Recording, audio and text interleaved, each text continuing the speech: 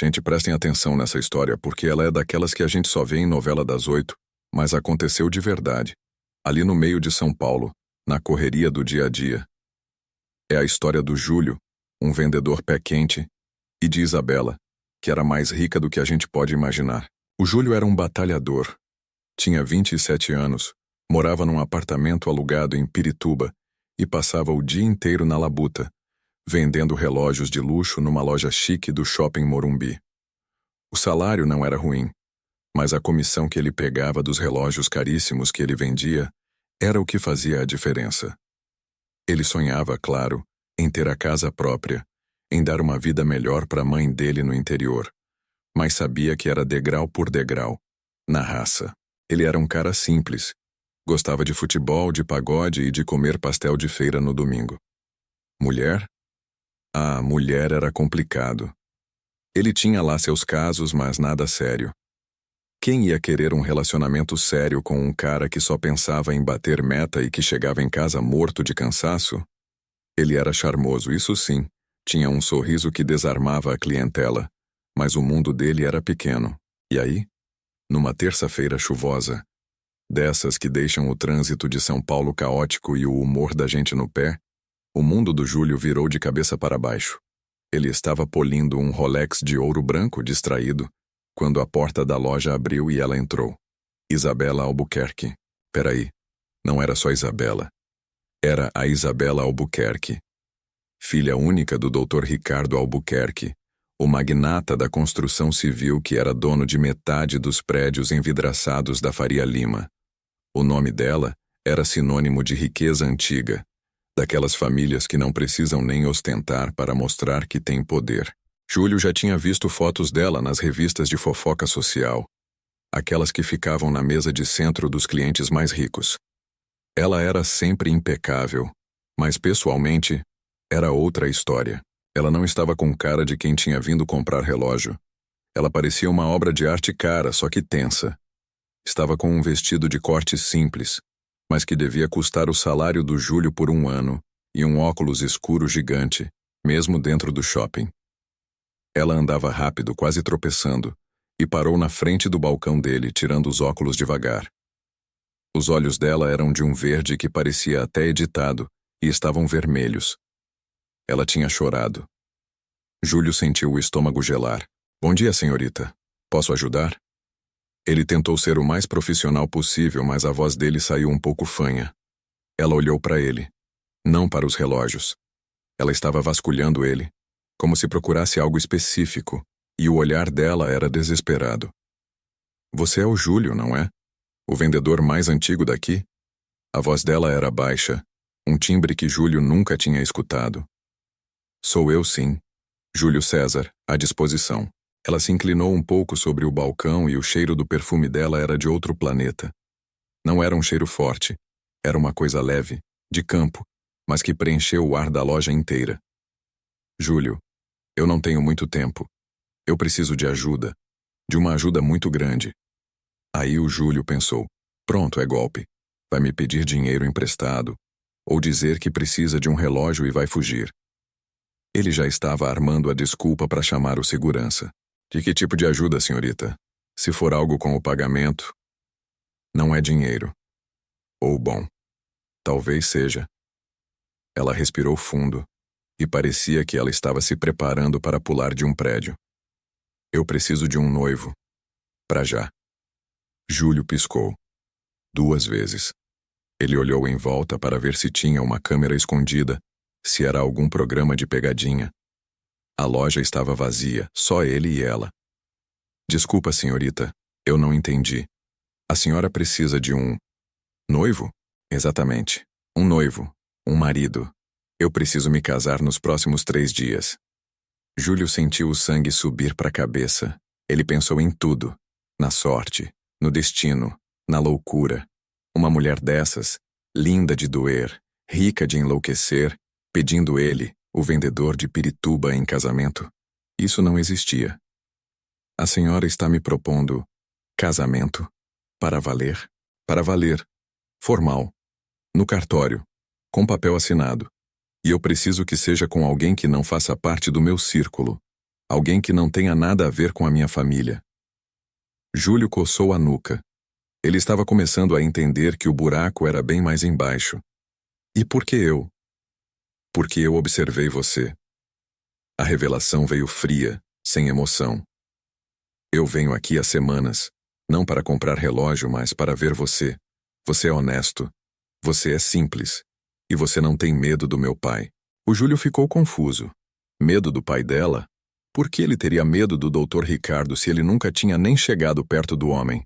Eu não sei o que o meu pai está fazendo, mas ele está me forçando a casar com um sujeito que eu detesto, um tal de Dr. Ernesto, filho de um sócio dele, para fechar um negócio bilionário. É um casamento de fachada, um contrato. E se eu não me casar antes da próxima sexta-feira, eu perco a minha liberdade e a minha herança. Aí o Júlio entendeu o drama. Ela estava sendo usada como peça de xadrez num jogo de gente grande. E a única forma de ela se livrar daquele casamento arranjado era estar casada com outro antes do prazo final.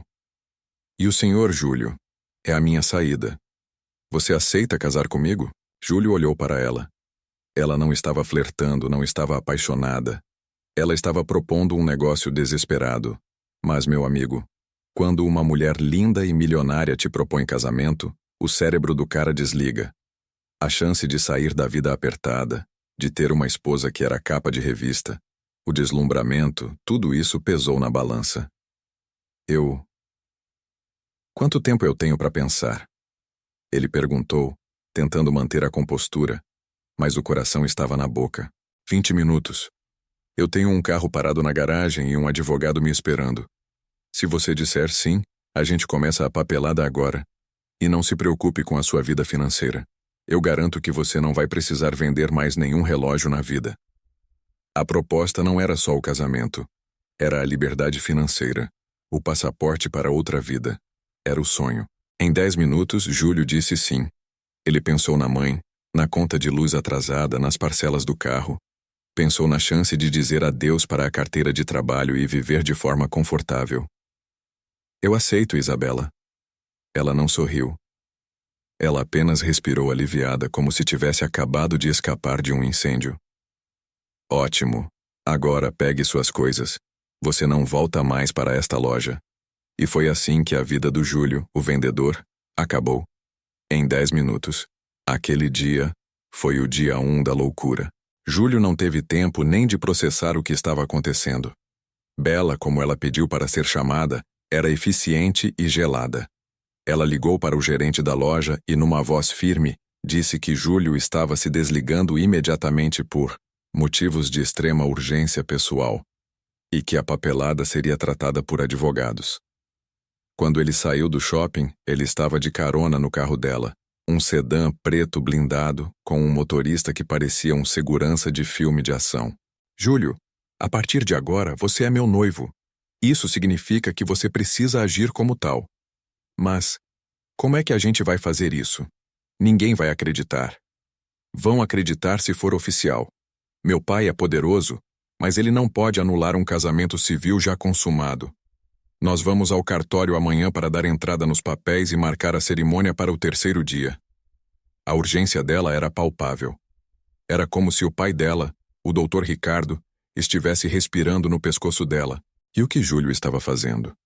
Ele estava flutuando. Ele estava sentado ao lado de uma milionária, no banco de couro de um carro que valia mais do que o bairro dele.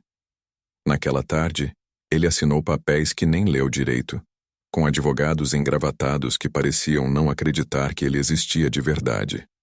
Eles falavam de regime de bens, de separação total, de cláusulas pré-nupciais.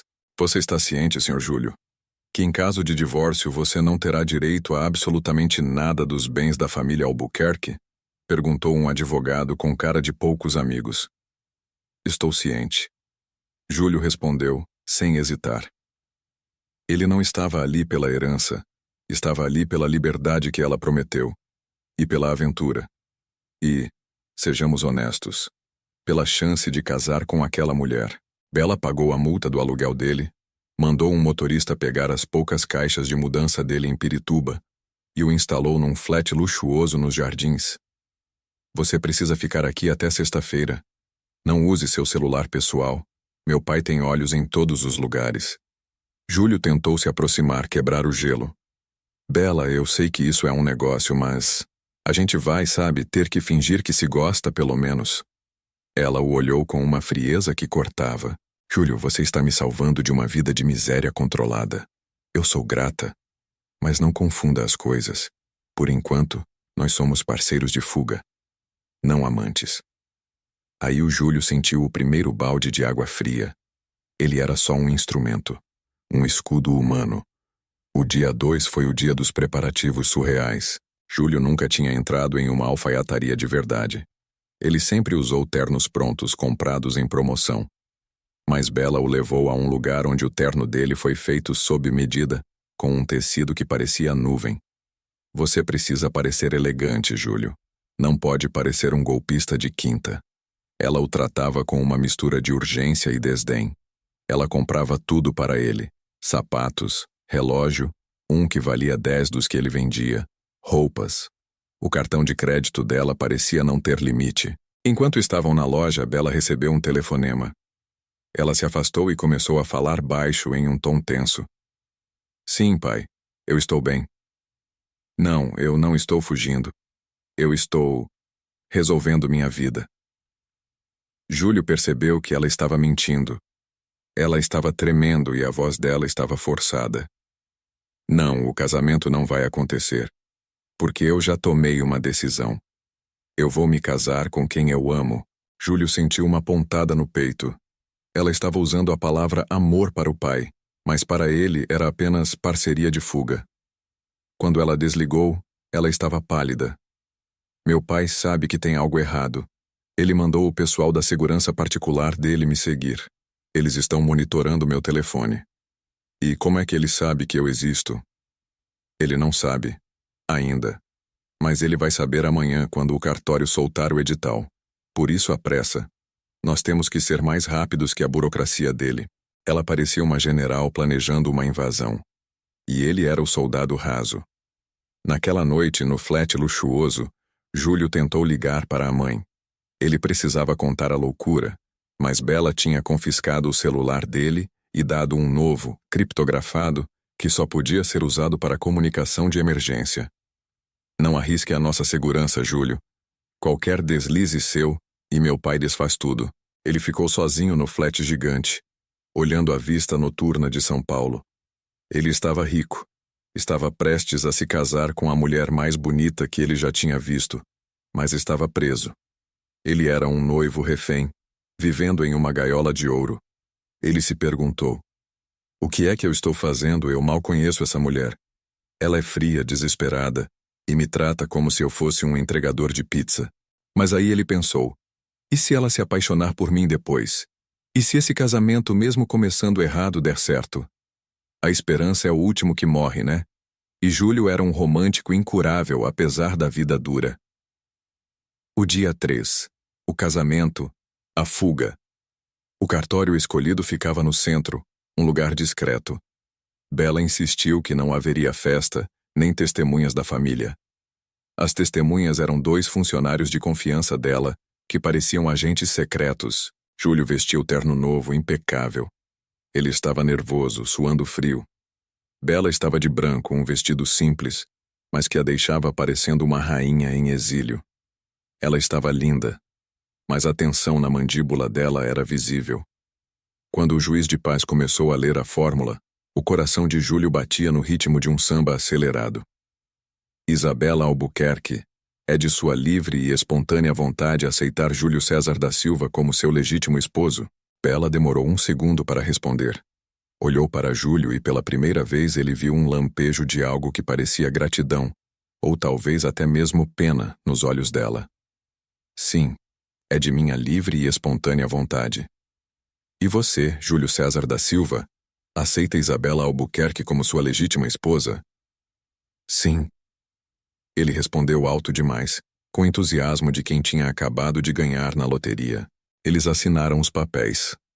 Naquele momento, legalmente, Júlio César era o genro do Dr. Ricardo Albuquerque. Aquele vendedor de relógios agora tinha o mesmo sobrenome da família mais rica de São Paulo. O juiz de paz sorriu, desejando felicidades. Podem se beijar se desejarem. Júlio se inclinou, esperando o beijo de novela. Bela, no entanto, apenas encostou os lábios nos dele rapidamente, um toque de pena e pressa. Parabéns, marido. Agora, a gente precisa correr. Quando eles saíram do cartório, não havia buquê nem chuva de arroz. Havia apenas o sedã preto parado na porta e uma tensão elétrica no ar. Bela estava com o celular na mão, checando algo. Meu pai descobriu. Ele descobriu o edital. E ele não está feliz. Como assim ele está vindo para cá? Pior, ele não vem. Ele mandou a equipe dele. Júlio, o que você fez por mim não tem preço. Mas agora, a gente tem que sumir. Eles entraram no carro. O motorista acelerou bruscamente, cortando o trânsito do centro. Sumir para onde, Bela? Eu acabei de casar com você. Para o interior. Para um lugar onde o dinheiro dele não chegue tão rápido. Ela olhou para ele e a expressão dela era de puro pânico. Júlio, você não casou só para me ajudar a fugir de um noivo arranjado. Você casou para fugir do meu pai. E meu pai não aceita ser contrariado. Aí o Júlio sentiu o medo de verdade. Ele pensou que estava entrando no paraíso, mas na verdade tinha comprado um bilhete só de ida para o inferno. Eles estavam na Avenida 23 de Maio, o trânsito intenso. De repente o motorista gritou: Senhora, tem 2 utilitários pretos seguindo a gente de perto. Não são da polícia. É o pessoal do Ricardo. A perseguição tinha começado no momento em que eles disseram sim. Júlio olhou pelo vidro traseiro. 2 carros grandes, idênticos, com vidros escuros, colados no para-choque deles. A segurança privada do magnata estava ali para desfazer o casamento na marra. Eles vão nos parar, Júlio. Eles vão te tirar do carro e me levar de volta para casa. E o que a gente faz? Júlio gritou, sentindo a adrenalina pura. A gente pula fora. Agora. Eles estavam em alta velocidade. O motorista, que era um profissional treinado, deu um cavalo de pau em uma das saídas da avenida, jogando o carro contra a mureta de proteção, mas sem bater forte. Ele parou o carro de lado, bloqueando parcialmente a pista. Saiam, corram! O motorista berrou já abrindo a porta do carro. Eu seguro eles o máximo que der. Júlio e Bela saíram correndo para a calçada no meio da confusão do trânsito. O terno novo de Júlio estava amassado, o cabelo desgrenhado. Bela estava de vestido de noiva, correndo no meio dos pedestres assustados. Para onde, Bela? A gente não tem para onde ir. A gente tem que chegar na rodoviária. A gente pega o primeiro ônibus para qualquer lugar longe de São Paulo. Rápido. E assim, o casal recém-casado, o vendedor de pirituba e a milionária fugitiva, começou a correr pela cidade, com seguranças particulares armados na cola deles. Júlio olhou para trás. Os homens de preto já tinham saído dos utilitários e estavam procurando por eles. Eles eram grandes, musculosos e tinham a cara fechada. Eles não pareciam querer conversar. Meu Deus, Bela, o que você fez comigo? Eu te dei uma vida, Júlio. Agora corre. Ela gritou, puxando ele pelo braço. Eles se misturaram à multidão perto de uma estação de metrô. O cheiro de pastel, o barulho dos carros, as buzinas. Era o caos de São Paulo. E eles eram o ponto focal da confusão. Júlio se sentiu ridículo e aterrorizado. Ele estava casado, mas não estava feliz. Ele estava fugindo, mas não sabia de quê. Ele só sabia que a vida dele, que era um livro simples e previsível, tinha se transformado em um filme de ação caríssimo. Eles entraram na estação do metrô, descendo as escadas rolantes na pressa. O vestido de noiva de Bela estava sujo, e a maquiagem dela estava borrada. Onde é que a gente vai parar, Bela?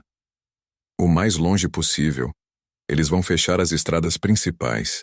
A gente precisa de um lugar pequeno, sem luxo, onde ninguém nos procure. Eles pegaram o metrô apertados entre a massa de trabalhadores que voltavam para casa. O contraste era absurdo. Bela, com seu brilho de riqueza, e Júlio parecendo um noivo bêbado. No trem, ela tirou da bolsa uma quantia enorme de dinheiro e 2 passaportes falsos. Passaportes? Sim. Se a gente for pego, meu pai vai dizer que você me sequestrou. A gente precisa de uma história de cobertura. E se a gente tiver que sair do país, a gente vai. Júlio olhou para o documento. O nome dele estava lá, mas a foto era dele. O nome era falso. Carlos Henrique. Bela, você planejou tudo isso, não foi? Desde o começo. Você não me escolheu por ser honesto. Você me escolheu por ser descartável. Ela olhou para a janela do metrô, evitando o olhar dele. Júlio, eu te dei dinheiro e a chance de sair da sua vida medíocre. Não seja ingrato. Mas eu pensei que... Pensou errado. Você é o meu álibi. E agora, você é o meu cúmplice. O peso da realidade caiu sobre Júlio. Ele não era o marido sortudo. Ele era o bode expiatório, o escudo. E agora, a segurança privada do magnata estava caçando os dois, e a vida dele valia muito pouco para o Dr. Ricardo Albuquerque. O metrô parou. Eles desceram na estação Tietê. A rodoviária. O cheiro de pneu queimado e óleo diesel. O caos de gente indo e vindo. Bela, a gente tem que se separar. Eu vou para um lado, você vai para o outro. Eu não quero ser pego. Não podemos. Se nos separarmos, meu pai vai me achar em 2 horas. Ele tem rastreadores. Nós temos que ficar juntos até que eu consiga resolver a situação dele com a justiça. E quando isso vai ser? Eu não sei. Mas até lá, somos um casal. E somos fugitivos. Eles caminharam apressados até o balcão de passagens. Qual o destino? Perguntou Júlio. Bela olhou o painel de horários procurando o lugar mais improvável, o mais longe. Pega 2 passagens para Porto Velho. O ônibus sai em meia hora. E compra só com dinheiro vivo. Porto Velho. Rondônia. O mais longe possível de São Paulo, no meio da Amazônia. Júlio sentiu um calafrio. Ele ia para o norte, fugindo do sul, casado com uma mulher que ele mal conhecia, e sendo caçado como um bandido. Eles conseguiram as passagens. Sentaram-se num banco de plástico duro, esperando a chamada para o embarque. Júlio estava com o coração na garganta. De repente, Bela apertou o braço dele. Olha. Júlio olhou na direção que ela apontava. Perto da entrada da rodoviária, 2 dos seguranças do Dr. Ricardo estavam circulando, olhando as placas de embarque, procurando por um homem de terno amassado e uma mulher de vestido de noiva sujo. A caçada estava quente, e eles estavam prestes a embarcar na maior aventura da vida de Júlio. Uma aventura que ele não tinha pedido, mas que agora era a única chance de sobrevivência. Ele apertou a mão de Bela. O casamento de 3 dias tinha acabado de começar. E a fuga também. Gente, o coração do Júlio estava na sola do sapato. Ele olhava para aqueles 2 brutamontes de terno escuro, circulando ali na rodoviária do Tietê, e pensava: acabou. Eu troquei a minha vidinha tranquila de vendedor por essa confusão, e agora eu vou apanhar de segurança particular de milionário. Bela estava tensa, mas não paralisada. Ela era filha de magnata, acostumada a crises, só que essa crise era de vida ou morte. A gente não pode embarcar assim. Ela sussurrou, puxando Júlio para trás de uma banca de revista onde vendiam aquelas balas de hortelã e chiclete. Meu vestido, o terno, é um farol aceso. O vestido de noiva, antes imaculado, estava sujo de graxa da rua e amassado. O terno de Júlio, feito sob medida, parecia que ele tinha dormido nele por uma semana. O que a gente faz? Eu não tenho outra roupa aqui. Bela tirou a bolsa de ombro, que claro era de marca caríssima, mas parecia discreta, e começou a vasculhar.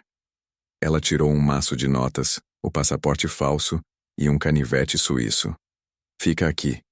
Eu volto em 5 minutos. E se aqueles homens vierem para cá, você grita fogo. Ela se afastou andando rápido, misturando-se à multidão.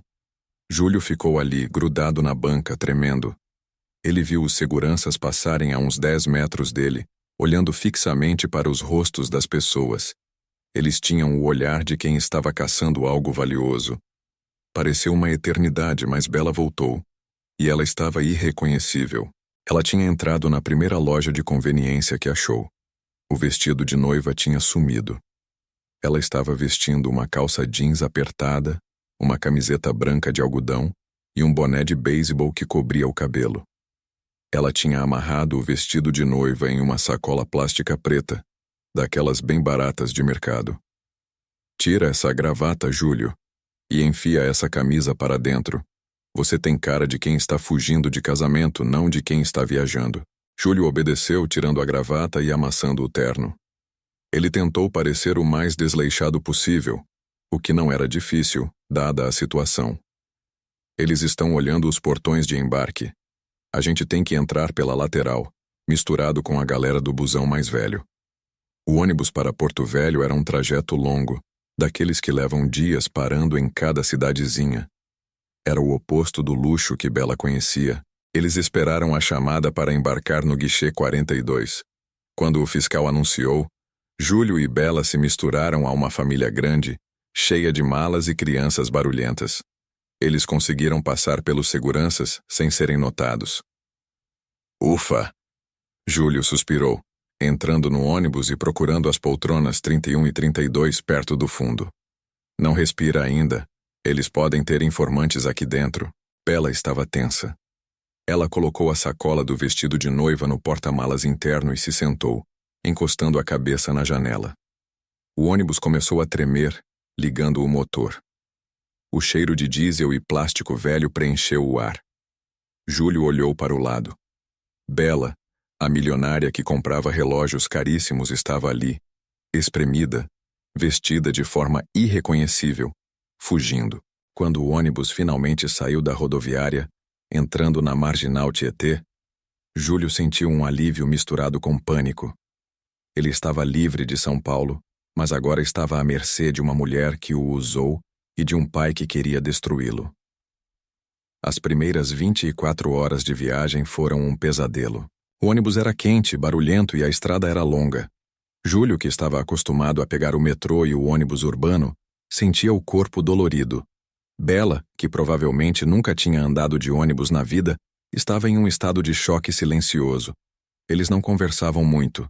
Quando paravam para comer nas lanchonetes de beira de estrada, eles agiam como um casal normal, mas mantendo a distância.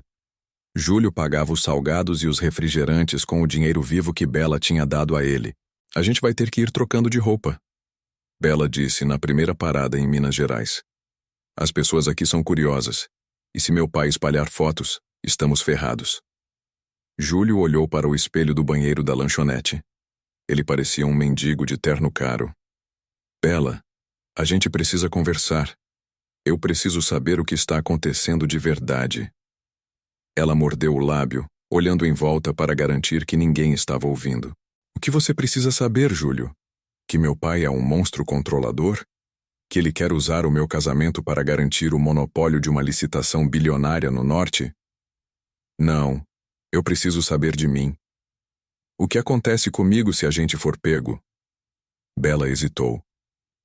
Se a gente for pego, meu pai vai anular o casamento e vai te acusar de sequestro. Ele vai dizer que você se aproveitou de mim, que me drogou, que me forçou a casar. Ele vai te destruir. O estômago de Júlio revirou. Sequestro. Prisão. A vida que ele construiu com tanto esforço vendendo relógios desmoronaria. Você sabia disso e me colocou nessa? Eu te ofereci a chance de uma vida nova, Júlio. Você aceitou o risco. Eu aceitei o casamento, Bela. Eu não aceitei ser preso. A voz dele estava baixa, mas cheia de fúria contida. Você acha que eu queria isso? Você acha que fugir num ônibus fedorento comendo pão de queijo velho é a vida que eu sonhei? Eu estou desesperada.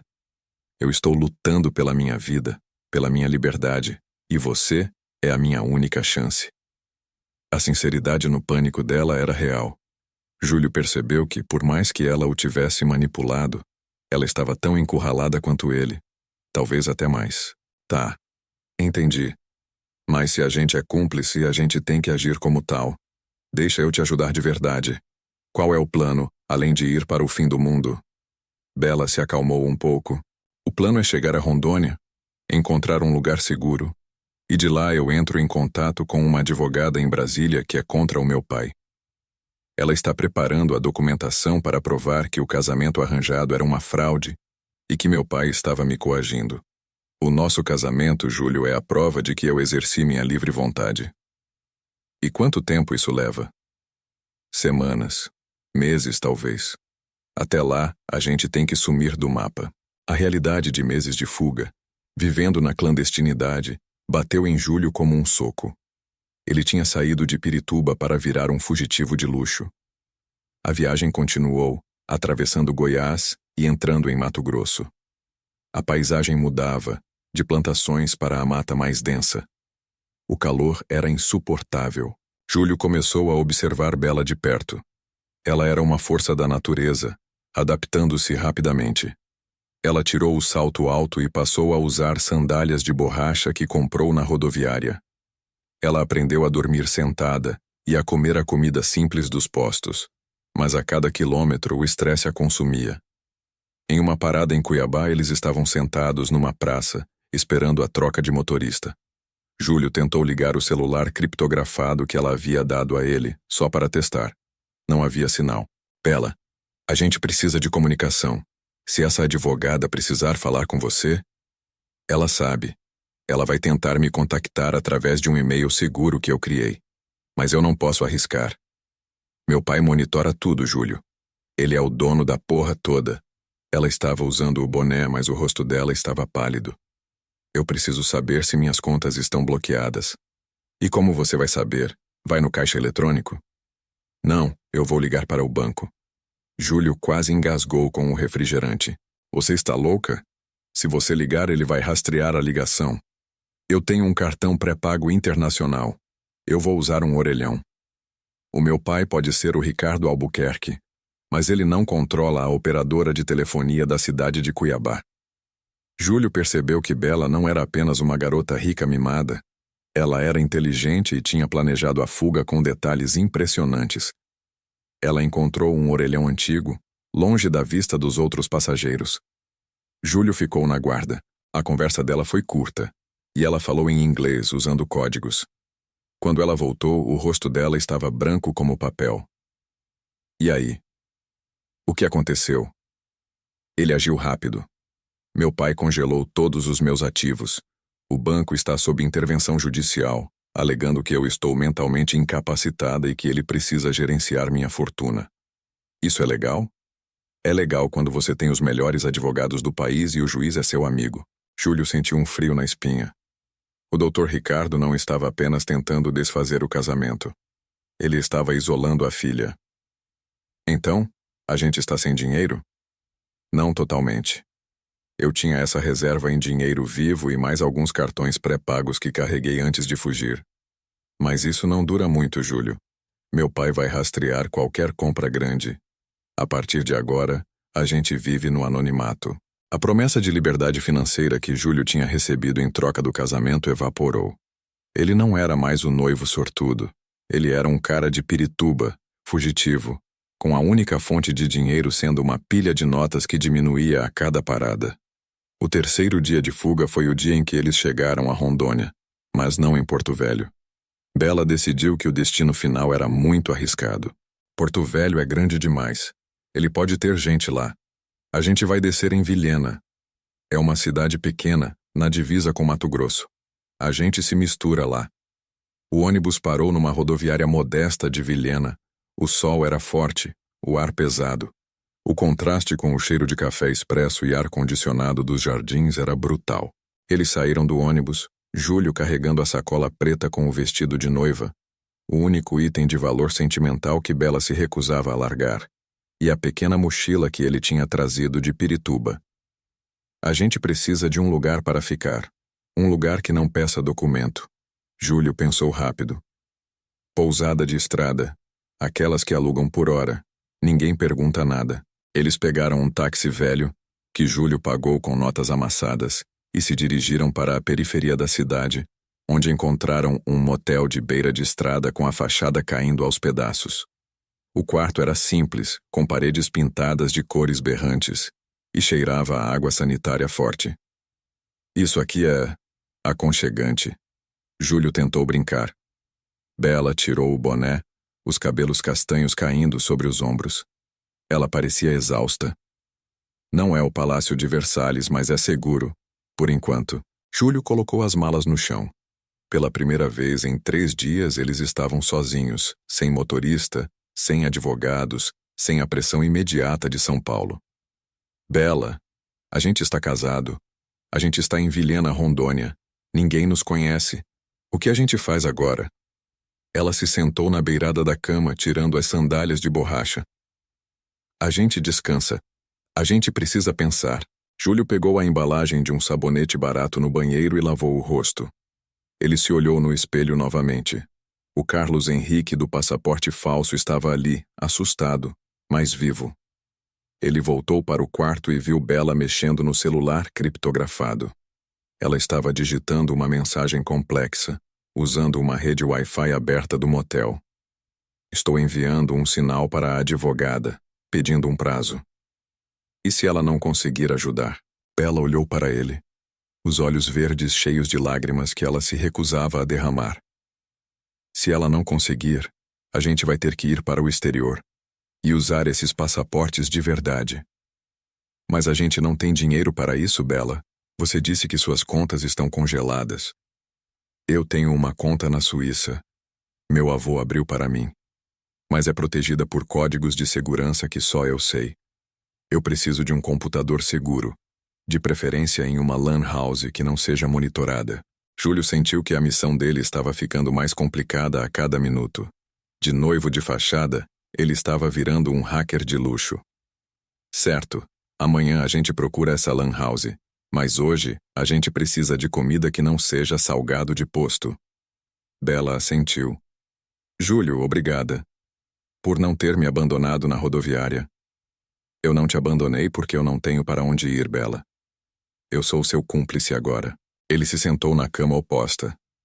O silêncio era pesado. Eles eram marido e mulher, mas eram estranhos, unidos apenas pelo medo e pela fuga. A gente precisa fingir que é um casal, Júlio disse, quebrando o silêncio. Por quê? Porque se a gente for sair por aí comprando comida e procurando lan house, as pessoas vão prestar atenção. Um homem e uma mulher, em uma cidade pequena, que não se tocam, que não conversam, é estranho. Bela franziu a testa. Ela não gostava da ideia. E o que você sugere? Eu sugiro que a gente pare de agir como se fôssemos inimigos. A gente está junto nessa. Se a gente for pego, a gente cai junto. Ele se levantou e foi até ela. Colocou a mão no ombro dela. O contato era estranho, mas necessário. Você me usou, Bela, mas eu aceitei. E agora, eu vou te proteger. Mas você tem que confiar em mim. Ela olhou para a mão dele. Eu confio na sua honestidade, Júlio. Foi por isso que eu te escolhi. Ótimo. Então vamos agir como se fôssemos apaixonados. Bela engoliu em seco. A ideia de intimidade, mesmo que falsa, parecia aterrorizá-la mais do que o Dr. Ricardo. Certo. Casal. O resto da tarde foi gasto em uma simulação patética de romance. Eles saíram para comprar comida em um mercadinho local. Júlio colocou o braço em volta da cintura dela. Bela se encolheu, mas permitiu. Os olhares dos moradores eram curiosos. Eles eram claramente forasteiros. A gente precisa de nomes. Ela sussurrou enquanto Júlio escolhia um pacote de biscoitos. Carlos e... Lívia. O nome do passaporte falso. Certo, Carlos. Você é um caminhoneiro que quebrou o caminhão aqui, e eu sou sua esposa que veio te encontrar. Júlio riu. Caminhoneiro? Eu estou de terno amassado. A gente diz que a gente vinha para o casamento da sua irmã em Porto Velho, e o caminhão pifou no meio do caminho. Eles voltaram para o motel com sacolas de comida e água. Naquela noite, a tensão no quarto era quase física. Júlio e Bela dividiam o mesmo espaço, o mesmo perigo, mas dormiam em camas separadas. Júlio estava quase dormindo, exausto da fuga e da adrenalina, quando ouviu Bela chorar baixinho. Ele se levantou e foi até a cama dela. Bela? Ela se virou, os olhos vermelhos. Eu não aguento mais, Júlio. Eu sinto falta da minha casa, do meu mundo. Eu sei. Mas a gente vai resolver isso. Ele se sentou ao lado dela. Pela primeira vez, a armadura de gelo dela tinha rachado. Ela não era a general, mas uma garota assustada de 20 e poucos anos, fugindo do pai. Meu pai nunca vai parar. Ele me quer de volta, casada com o Ernesto. E por que você não casou com ele? Ele é rico, bonito. Porque ele é um canalha, Júlio. Ele me trata como um objeto. Meu pai acha que dinheiro compra tudo, inclusive a minha vida. Júlio sentiu pena dela. Eu não sou o Ernesto. Eu sou o Júlio, o vendedor de Pirituba. E eu não vou te entregar. Ele estendeu a mão e secou uma lágrima dela. A gente vai conseguir o dinheiro da Suíça amanhã. E se a gente tiver que ir para o exterior, a gente vai. Mas a gente vai junto. Casados. Ela olhou para ele com uma intensidade que ele nunca tinha visto antes. Não era desprezo, nem frieza. Era dependência. Júlio. De repente houve um barulho alto lá fora. Um carro parou bruscamente na frente do motel. O som de passos pesados. Júlio e Bela congelaram. O que é isso? Bela sussurrou. Não sei. Fica quieta. Júlio rastejou até a janela, puxando a cortina 1 milímetro.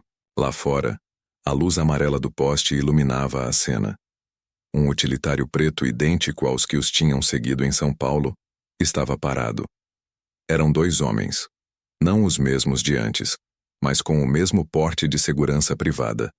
Eles estavam falando com o recepcionista do motel. Eles nos acharam como? A gente está a mais de 2.000 quilômetros de São Paulo. Bela estava em pânico total. Meu pai rastreou o meu celular criptografado. Ele deve ter um sistema de triangulação. Ou ele subornou alguém na rodoviária para monitorar a compra das passagens. O recepcionista apontou para a direção do quarto deles. Os seguranças começaram a caminhar apressadamente. Júlio, a gente tem que sair daqui agora. E por onde? Não tem janela. Bela olhou em volta, desesperada. O quarto era uma armadilha. O banheiro tem uma pequena ventilação. Júlio olhou para o basculante minúsculo do banheiro. A gente não cabe ali, Bela. Você tem que quebrar. Rápido. Júlio pegou um banquinho de plástico que estava no canto e começou a bater no vidro do basculante. O barulho era abafado, mas o tempo estava acabando. Os passos pararam na porta do quarto deles. Abre a porta, Isabela. Seu pai mandou a gente te buscar. A voz era grave, profissional e ameaçadora. Júlio deu a última pancada no vidro que estilhaçou. Ele olhou para o buraco. Era estreito, mas dava para o mato atrás do motel. Vai você primeiro. Não, Júlio, eles vão te pegar. Você é a prioridade. Vai. A maçaneta da porta começou a girar. Bela, com a força do desespero, subiu na pia e forçou o corpo pelo buraco. Ela era magra e conseguiu passar, arranhando a pele. Júlio a ajudou, empurrando. A porta foi arrombada com um chute violento. Os 2 seguranças entraram armados.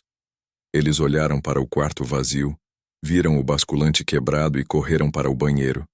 Júlio, com seu corpo de vendedor de relógios, não cabia. Ele estava preso. Ah, não, meu amigo.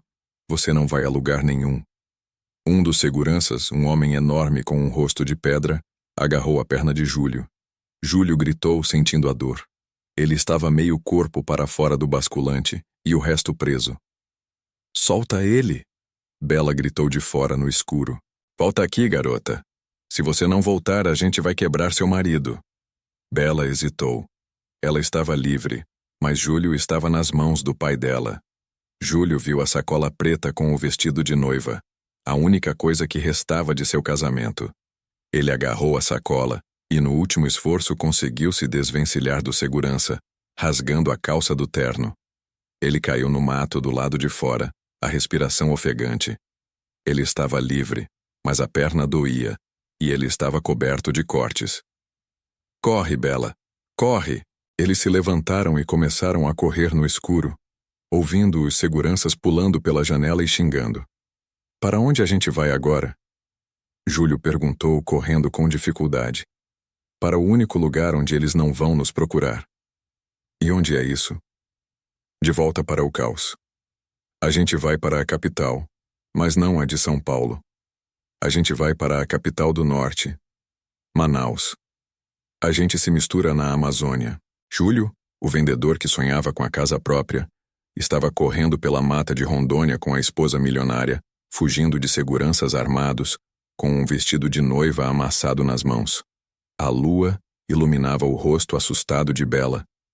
Eles eram oficialmente fugitivos de alta periculosidade, e o Dr. Ricardo Albuquerque estava jogando para matar. Gente, vocês viram a situação? O Júlio, o nosso vendedor de relógios, estava pendurado no basculante de um motel de beira de estrada em Vilhena, Rondônia, fugindo de 2 armários de terno preto. Isso não é vida, é filme de terror. Ele conseguiu se desvencilhar, caindo no mato, a perna doendo, e a Bela já estava correndo na frente, a sacola com o vestido de noiva balançando. Para o rio. A gente precisa de água para apagar o rastro. Bela gritou, puxando Júlio pela mão. Eles correram por uns 20 minutos no escuro, tropeçando em galhos e raízes. Júlio sentia o cheiro da terra e do medo. Finalmente, eles chegaram perto de uma estrada de terra. Se a gente pegar um táxi, eles vão rastrear. A gente precisa de um jeito mais bruto. Júlio estava raciocinando rápido, a adrenalina limpando o medo. Eles caminharam pela estrada até chegarem a um posto de gasolina antigo, que parecia mais um ponto de encontro de caminhoneiros. O lugar estava cheio de carretas paradas. A gente vai de carona, Bela disse ofegante. Carona? Você? Filha do Dr. Ricardo pedindo carona para um caminhoneiro? É a única maneira. Ninguém vai pensar que eu estou aqui. Eles se aproximaram de um caminhão-tanque gigante, que parecia estar se preparando para sair. O motorista era um homem barbudo e grande, que estava tomando um café. Júlio, usando seu melhor sorriso de vendedor, se aproximou. Boa noite, meu amigo. Desculpa incomodar a essa hora. O caminhoneiro, que se chamava Zé, olhou para Júlio. E aí, parceiro, o que aconteceu com o terno? Parece que saiu de uma briga de galo. Júlio teve que improvisar a história que Bela tinha bolado. Pois é, Zé, um problema com a família da minha esposa, Lívia. A gente veio para o casamento da minha irmã em Porto Velho, mas o carro quebrou feio aqui perto. A gente precisa ir para Manaus. Zé olhou para Bela, que estava encostada na carreta, parecendo uma modelo fugitiva disfarçada de operária. Manaus? É longe, hein? A gente paga, Zé, em dinheiro vivo, e a gente não incomoda. A gente vai no banco de trás, quietinho. Júlio mostrou um bolo de notas de 50. Zé coçou a barba, pensando no combustível. Tá bom, mas sem barulho. Saio em 10 minutos. Foi a carona mais desconfortável da vida deles. Eles se espremeram atrás dos bancos, no minúsculo espaço da cabine, sentindo o cheiro forte de diesel e suor. Enquanto Zé dirigia pela BR, Júlio e Bela estavam colados, o corpo dele protegendo o dela. O medo ainda estava ali, mas a intimidade forçada da fuga estava quebrando o gelo. Bela, quando a gente chegar em Manaus, a gente precisa de um plano infalível. Eles estão nos rastreando de um jeito que eu não entendo. Meu pai tem acesso à tecnologia de nível governamental, Júlio. Ele não brinca. O único jeito de quebrar a segurança dele é com a conta suíça. A viagem levou mais de 2 dias. Eles atravessaram a Amazônia, vendo a paisagem mudar para uma selva densa e úmida. O calor era sufocante. Quando chegaram em Manaus, a cidade era um choque. O caos portuário, a mistura de rios e asfalto, o cheiro de peixe e especiarias. Zé os deixou na rodoviária e eles se despediram, desejando sorte. Fiquem espertos por aqui. Manaus é grande, mas a malandragem é rápida. Zé avisou. Júlio e Bela, agora com roupas surradas e sujas, pareciam 2 mochileiros perdidos. A gente precisa de um lugar no centro, onde tenha muita gente e poucos olhos de fora. Bela disse, cobrindo o rosto com o boné. Eles caminharam até a área do porto. Júlio, que era bom de papo, conseguiu alugar um quartinho pequeno, em cima de um bar que cheirava a cerveja velha, pagando adiantado com o dinheiro que sobrava. O quarto era abafado, mas tinha uma vantagem. Ficava no meio do burburinho, e eles podiam ver a rua. Certo, agora o computador. Eles encontraram uma lan house a 3 quarteirões dali. O local era escuro, cheio de jovens jogando online, com a música alta. Era perfeito para o anonimato. Bela sentou-se na frente de um computador velho e pediu a Júlio para ficar de guarda na porta. Ninguém pode ver o que eu estou fazendo. Se alguém entrar e tentar olhar, você faz um escândalo. Júlio ficou tenso. Ele se sentia como em um filme de espionagem. Ele estava ali, o vendedor de relógios defendendo uma milionária que estava tentando acessar uma conta secreta na Suíça. Bela começou a digitar. Ela usava um teclado virtual para evitar keyloggers e digitava senhas que pareciam códigos binários. Ela estava em outro mundo, o mundo da alta finança e da segurança digital. Demorou quase 1 hora. Júlio estava suando frio. Ele via a porta abrir e fechar, o movimento constante.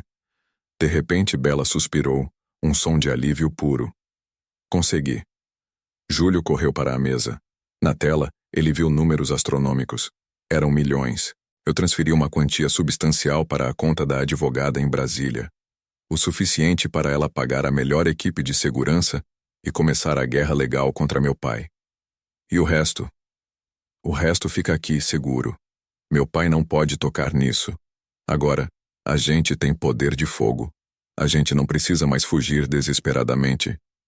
Bela imprimiu um documento criptografado. Isso é a prova de que o dinheiro é meu. E a prova de que eu não estou mentalmente incapacitada, já que eu acabei de fazer uma transferência de milhões. Isso vai para a imprensa e para o juiz amigo do meu pai. Eles saíram da lan house. Júlio sentindo o peso do sucesso. A balança tinha virado. Voltando para o quartinho, eles sabiam que a vitória era temporária. O Dr. Ricardo era esperto. Ele sabe que se eu tive sucesso em acessar a conta, o jogo dele acabou. Ele vai vir com tudo. Bela disse, sentando-se na cama. E o que a gente faz? A gente espera. O avião que leva a advogada dele para Manaus já deve estar decolando. Ele não vai desistir de me pegar na marra. Júlio olhou para a janela. O barulho do porto era um ruído constante. A gente precisa se proteger, Bela. A gente não pode confiar na polícia, porque seu pai deve ter contatos em todo lugar. A gente tem que usar o caos. De repente, o celular criptografado de Bela apitou. Era uma mensagem da advogada em Brasília. Eles estão chegando. Bela disse, a voz tensa. A gente não pode pegar outro ônibus. Eles vão estar na rodoviária. Júlio olhou para o porto. A gente vai pelo rio. Ninguém vai procurar a gente no meio do Amazonas. Bela concordou imediatamente. Eles saíram do quarto, deixando o aluguel para trás. Correram para o porto, misturando-se aos pescadores e comerciantes.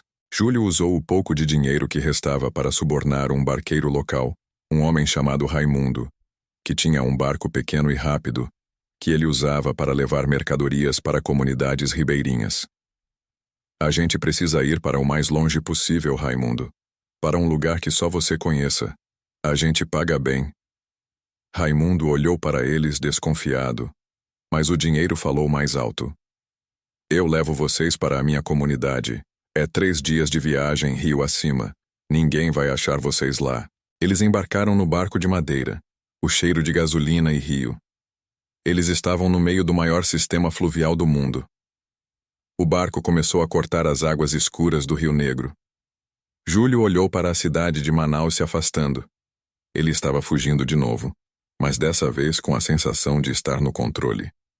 A fuga pelo Rio Negro foi o tempo de introspecção. 3 dias no meio da natureza, comendo peixe frito e dormindo em redes. Bela, a milionária, estava aprendendo a viver como uma ribeirinha. Ela estava mais calma, a tensão de São Paulo se dissolvendo no calor da floresta. Júlio e Bela estavam mais próximos do que nunca. Eles conversavam sobre a vida, sobre o passado. Júlio contava sobre a mãe dele, sobre o sonho de dar uma vida melhor para ela. Bela contava sobre a solidão da riqueza, sobre o pai ausente e controlador. Eu nunca tive amigos de verdade, Júlio. Só interesseiros. Eu também não. Eu só tinha metas de venda. Eles eram 2 estranhos que se casaram por desespero, mas que estavam descobrindo que tinham mais em comum do que imaginavam. Na 3ª noite, o barco parou na beira de um igarapé. A comunidade de Raimundo era simples, casas de palafita, luz elétrica apenas por gerador. Júlio e Bela estavam sentados na proa, olhando as estrelas, que pareciam 1000 vezes mais brilhantes do que em São Paulo. Júlio, eu preciso te perguntar uma coisa. Pergunta, Bela. Se tudo isso acabar, se eu conseguir minha liberdade e meu dinheiro, o que você vai fazer? Você vai querer o divórcio? O coração de Júlio apertou. Ele tinha pensado muito nisso. Ele tinha entrado naquilo pelo dinheiro, pela aventura, mas agora ele estava apaixonado por aquela mulher corajosa e complexa. Eu não sei, Bela. Eu não casei com você só para te salvar. Eu casei porque eu queria casar com você. Ele pegou a mão dela. Eu sei que você me usou, mas eu também te usei. Eu usei a oportunidade para sair da minha vida. Mas no meio do caminho a gente se encontrou. E a gente sobreviveu junto. Bela se virou para ele, os olhos marejados. Você é o primeiro homem que me trata como uma pessoa, Júlio. Não como um cheque em branco. Ele se inclinou e a beijou de verdade, sem pressa, sem medo. Não era mais um beijo de fachada. Era o beijo de 2 fugitivos apaixonados. No dia seguinte, o mundo deles desabou de novo. Raimundo chegou correndo ofegante. Chegou um avião, um hidroavião particular. Pousou na Lagoa Grande. Vieram atrás de vocês. O Dr. Ricardo tinha encontrado o esconderijo. Ele não tinha vindo de carro, nem de ônibus. Ele tinha vindo pelo ar, mostrando o poder de sua riqueza. Ele não vai parar. Bela estava pálida. A gente precisa ir embora. Não. A gente não vai mais fugir. A gente vai enfrentar ele. A voz de Bela era firme. Você está louca? Ele tem seguranças armados. E eu tenho a lei do meu lado. E o dinheiro. E o meu marido. Ela olhou para ele e Júlio sentiu uma força renovada. Eles caminharam até a beira da lagoa. O hidroavião estava lá, branco e imponente. 4 homens de terno escuro estavam na margem, e no meio deles o Dr. Ricardo Albuquerque.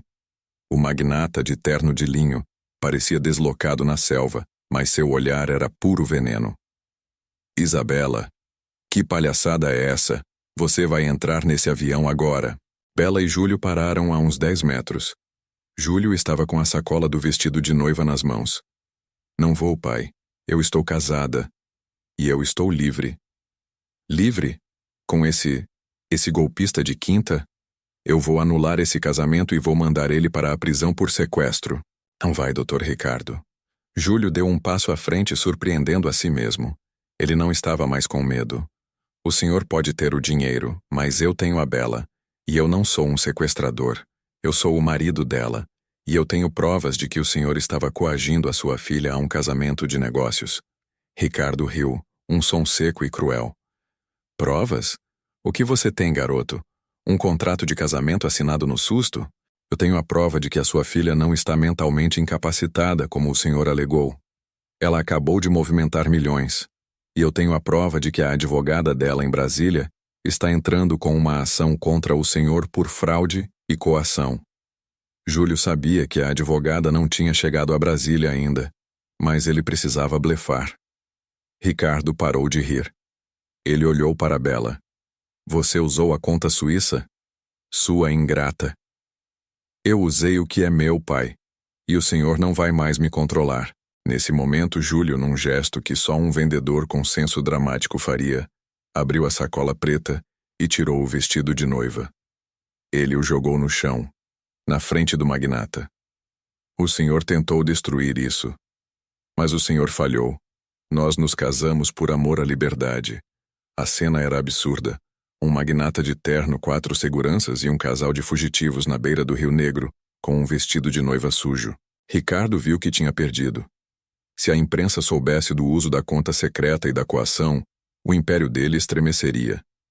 Ele era poderoso, mas a reputação valia ouro. Você vai se arrepender disso, Isabela. Não vou. Eu tenho o que eu quero, e o senhor vai me deixar em paz. Eu não quero seu dinheiro, quero minha liberdade. Um dos seguranças de Ricardo tentou avançar, mas Ricardo o conteve com um gesto. O jogo tinha acabado. Ele não podia arriscar um escândalo na Amazônia. Voltem para o avião. Ricardo disse a voz baixa, derrotada. Eles se viraram. O hidroavião decolou, deixando para trás apenas o barulho do motor e a promessa de vingança. A vitória foi doce, mas veio com um preço. Bela e Júlio ficaram mais uma semana na comunidade de Raimundo, esperando a poeira baixar.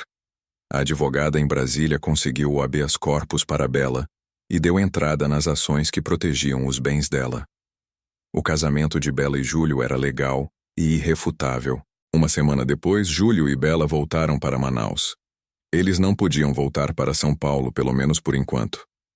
Bela usou o dinheiro da conta suíça para começar uma vida nova, longe da influência do pai. Ela comprou uma casa modesta em Manaus, com vista para o rio, e começou a investir em projetos sociais na região. E Júlio, o vendedor de Pirituba, ele virou o braço direito dela, o administrador das finanças, o negociador e o marido. A vida deles não era mais o luxo dos jardins nem a miséria da fuga. Era uma vida real, construída na base da confiança e do perrengue. Um dia, Bela estava sentada na varanda, olhando o rio. Júlio chegou por trás, abraçando-a. E aí, esposa?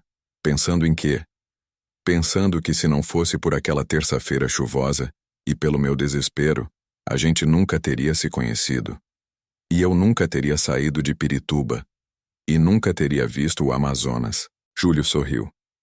Ele não tinha a mansão nem o carro blindado, mas ele tinha a mulher que amava e a liberdade que nunca soube que precisava.